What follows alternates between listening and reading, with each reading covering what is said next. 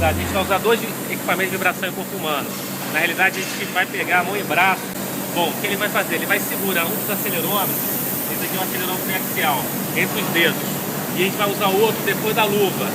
Quer dizer, nós estamos com dois acelerômetros triaxiais, ok? Um deles a gente vai deixar acoplado a placa da Netcon, que é calibrada no Inmetro. E o outro, que aqui, nós vamos usar esse sistema da 01DV, que é um triaxial. A gente só colocou essa base aqui em cima para poder fixar nessa parte, né, onde vai ficar na mão do sujeito.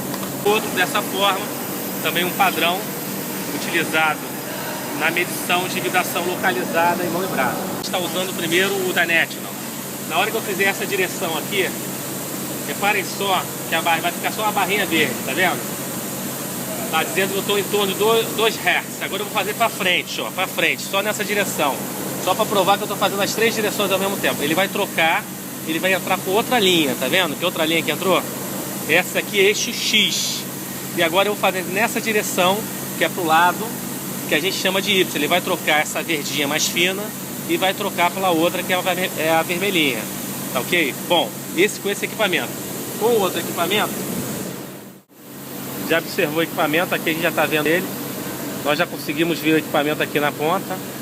Ele procurando e achando o equipamento. E aqui a gente vai fazer o controle. Tá dando pra ver? Aqui a gente vai setar cada parte. Então agora a gente vai ver o resultado da Vera dos dois, onde a gente coloca essa proteçãozinha na mão, né? Aqui embaixo. Não para atenuar, mas para que você faça uma medição que não sature os dados do equipamento.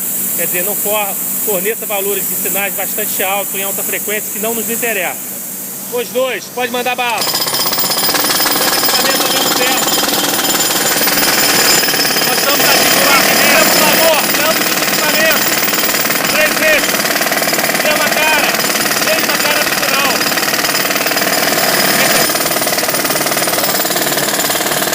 Vamos observar os erros de medição com os dois equipamentos.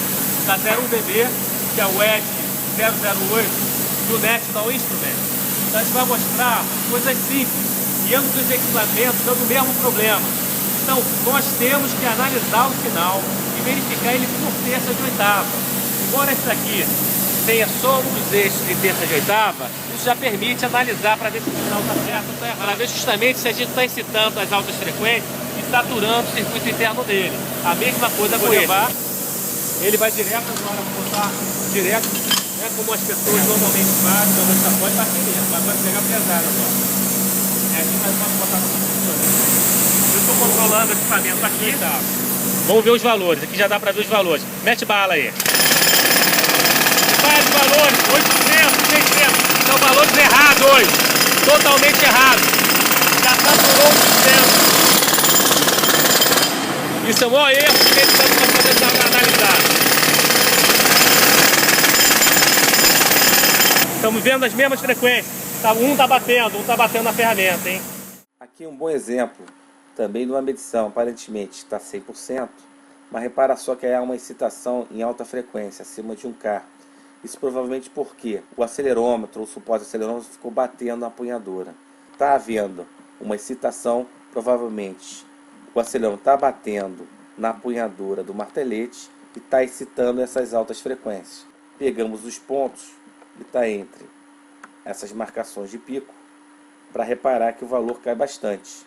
Aqui a gente já está em torno de 30, 29, o X está em torno de 20 metros por segundo ao quadrado. Nessa medição, eu vou coçar a cabeça. Olha só, eu estou coçando a cabeça. Coçando a cabeça, vocês estão vendo porque quanto ele está medindo. 5 a 6 metros por segundo ao quadrado. Só de coçar a cabeça. Isso que dizem que tem filtro que corta. Agora eu vou mexer no capacete, batendo no meu capacete.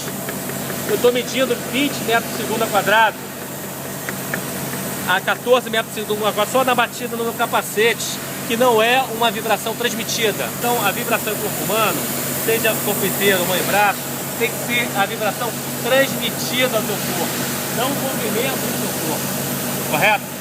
Bom, então o que a gente sugere? Para se transformar a medição atemporal, quer dizer, você fazer várias análises a partir de uma só medição, o ideal é você trabalhar com os ciclos, que chama-se a exposição de maior risco, vai ter um valor logicamente maior, chegou em torno de 25, 24 metros por segundo ao quadrado. Consigo ponderar, dizer exatamente o tempo que ele fica efetivamente com a ferramenta. Então vamos dar uma checadinha lá. Aqui vamos recalcular a média, né, o valor pelo software, até esse pontinho aqui. Vamos lá. Então eu vou chegar lá no resultado. Ao invés de pegar a faixa toda, eu vou chegar aqui 21 e 20. Então 21 aqui. Ele vai recalcular, reparem só que é o mesmo valor que eu peguei. Então aqui é um típico relatório que a gente fez utilizando os dois equipamentos, o VIB 008 e a placa da National 9234. A necessidade de medição em terças de oitavas para justamente chancelar os dados, verificar que foram coletados corretamente, como a gente mostrou anteriormente. Aqui no caso foram 4 avaliações realizadas no martelete pneumático. Aqui é o limite de tolerância utilizado. Essa é uma tabela de sensibilidade onde são passados os limites de tolerância, que a gente acabou de observar, e o grau de risco. Se for menor de 2,5, a gente diz que é baixo risco, isso para o A8. Se for menor que 5, entre 5 e maior que 2,5, consideramos moderado. Se for maior que 5, esse A8, a consequência é de alto risco, risco elevado. E esse cálculo aqui, na realidade, aqui é o A8.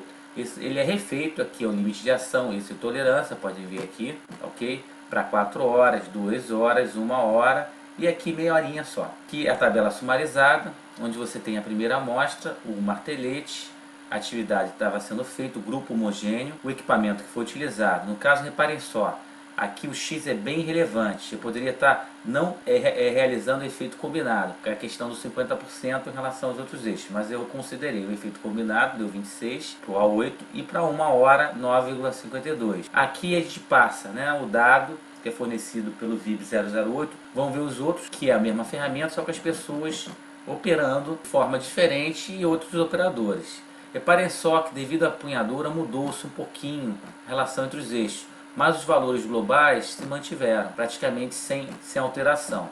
Esse caso aqui, né, o terceiro, diminuiu um pouquinho, mas são outro tipo de empunhadura, utilizando esses valores das normas, que no caso a gente usou a Diretiva Europeia 2012-44, com 1 metro por segundo, aqui tem um exemplo, para 2,5 metros por segundo, para 5 metros por segundo, o que acontece, para 10 metros por segundo e para 20 metros por segundo. Aqui o dado fornecido pelo VIB é muito interessante, tá certo? Esse é o primeiro que a gente viu. Reparem só, os dados de frequência são bem interessantes e característicos da ferramenta. Aqui nós temos 20 Hz, aqui são os ciclos, só pegamos daqui para cá, e os valores que estavam naquelas tabelas vieram daqui, onde nós temos o A8 para 1 hora, e aqui os minutos, para você não superar nem o limite de ação, nem o limite de tolerância.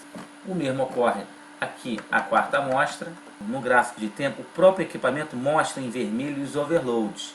Então só foi feito uma avaliação nesse período, nesse espaço daqui, e o resultado foi esse. Então o resultado tanto de 26 etc pode ser comparado com o resultado utilizando o LabVIEW. Reparem só o valor bastante semelhante. Reparem, gente, o outro deu 26, 27, nesse caso deu 26,83. Para 8 horas está aqui, e 9,49 para 1 hora. Isso devido a que os dois sistemas são rastreados ao mesmo calibrador. Então há necessidade de fazer a calibração antes e depois. Mas repara só o valor, 29,49, bem semelhante, inclusive a própria curva, desse outro, que deu 29,56 utilizando o VIB. E um dado interessante é a minha calibração. A calibração tem que ser feita. É um item da norma 8041. Então aqui nós temos os dados todinhos fornecidos nos 3 eixos, e um dos eixos monitorado em terça de oitava, para a gente condenar ou não o resultado.